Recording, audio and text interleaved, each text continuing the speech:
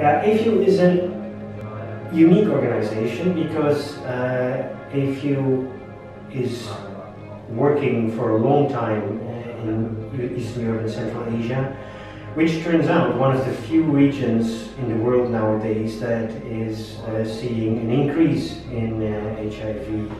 prevalence and incidence, and so there is an epidemic that is not under control, and still there is lots of people living there, especially in countries like Russia and Ukraine. So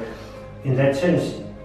AFEW is a unique organization, also in another sense, because AFEW focuses on the most marginalized, vulnerable populations in that region, such as men who have sex with men, prisoners, sex workers, and especially the prison part, I think, is quite unique for AFEW. Very few organizations actually that work in the region or that have worked in the region have been able to access prisoners with HIV prevention in this region. Perhaps it would be good to do a bit more operational research, or to engage with research institutions to try out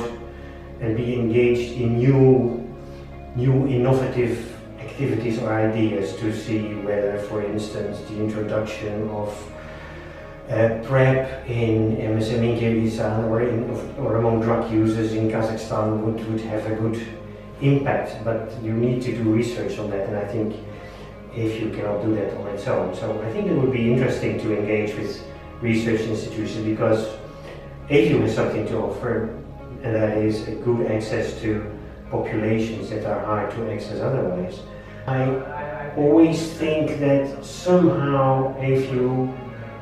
also when I was director, we have been too modest. So I think AFEW could shout out a bit more, and that in itself doesn't make impact, but it attracts attention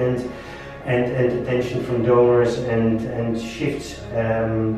away from the idea that this region is now getting middle-income countries and they have to fend for themselves, which I think is totally unjust.